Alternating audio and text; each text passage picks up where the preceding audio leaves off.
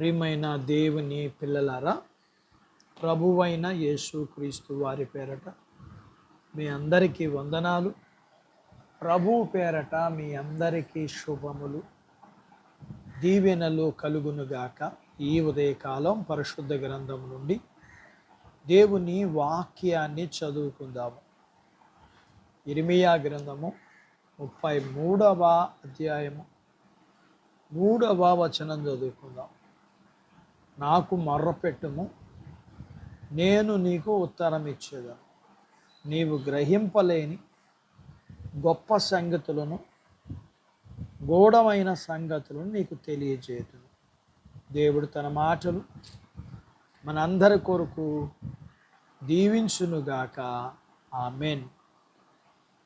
ప్రియమైన దేవుని పిల్లలారా,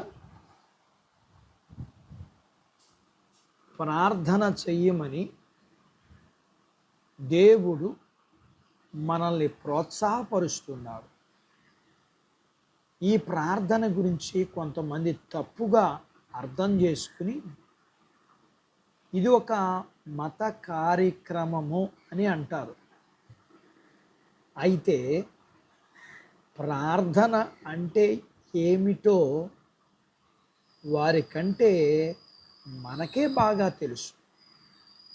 విశ్వాసం లేని వారు చెప్పేది సరైంది కాదు, నిజము కాదు.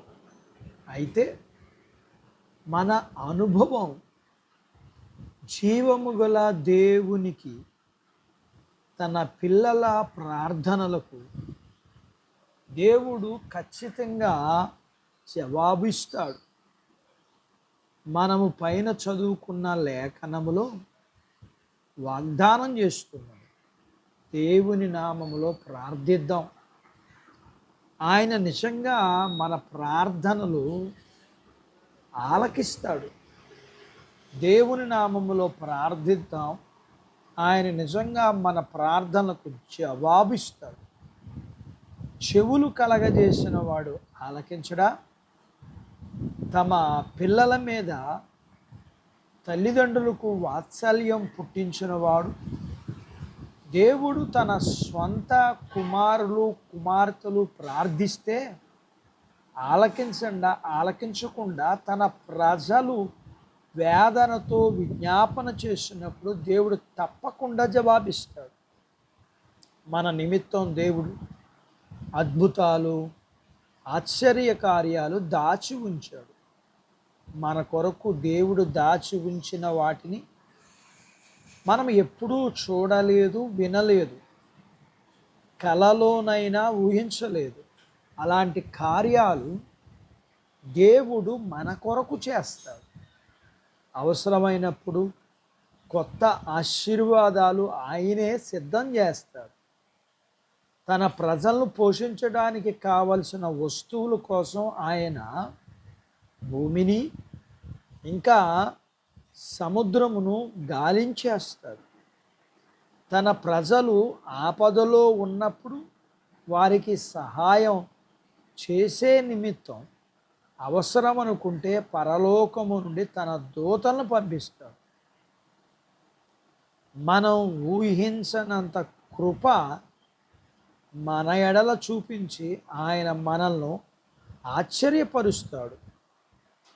ఇలా చేస్తాడని మనం ఎప్పుడూ ఊహించలేదే అని అనుకుంటాం. అయితే ఆయన మన దగ్గర నుండి కోరేదంతా కేవలం ప్రార్థన మాత్రమే. అది ఆయన మన దగ్గర నుండి కోరే అతి చిన్న విషయం. కాబట్టి వెంటనే సంతోషంగా ఆయనకు మన ప్రార్థనలు సమర్పించుకుందాం. దేవుడు అట్టి భాగ్యత మనకు దయచేయునుగాక.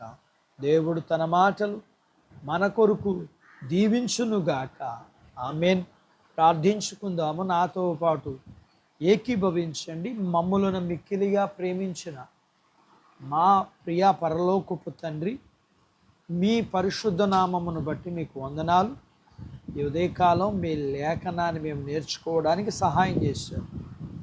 మేము ప్రార్థించినప్పుడు మరి మీరు మాకు కావలసిన వాటిని, మేము అడిగిన వాటిని, ఊహించన వాటికంటే అత్యధికంగా మీరు ఇచ్చే దేవుడుగా మీకు వందనాలు చెల్లిస్తూ, మీ పిల్లలను కలిగినంతటిని దీవించమని మేము ప్రార్థించినప్పుడు మా ప్రార్థన ఆలకించి సహాయం చేసే దేవుడిగా మీకు వందనాలు చెల్లిస్తూ, మీ పిల్లలను కలిగినంతటిని దీవించమని, చిన్న బిడ్డలను, యవనస్తులను, వృద్ధులను, స్త్రీలను, పురుషులను దీవించమని, మన చదువుల్లో ఆరోగ్యాల్లో సహాయం చేయమని, ఉద్యోగ ప్రయత్నాల్లో విజయాన్ని ఇమ్మని, ఉద్యోగాలలో ప్రమోషన్స్ ఇమ్మని, చేతి పనులు, వ్యాపారాలు, పొలాలు, పశువులు దీవించమని, వివాహములు కాని వారికి అవుటకును, అయిన వారికి గర్భఫలము,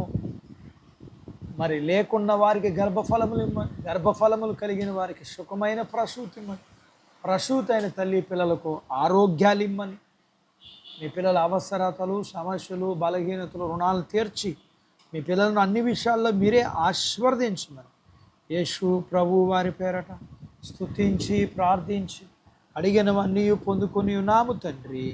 ఆమెన్. దేవుడు మిమ్మును దీవించునుగాక. ఆమెన్.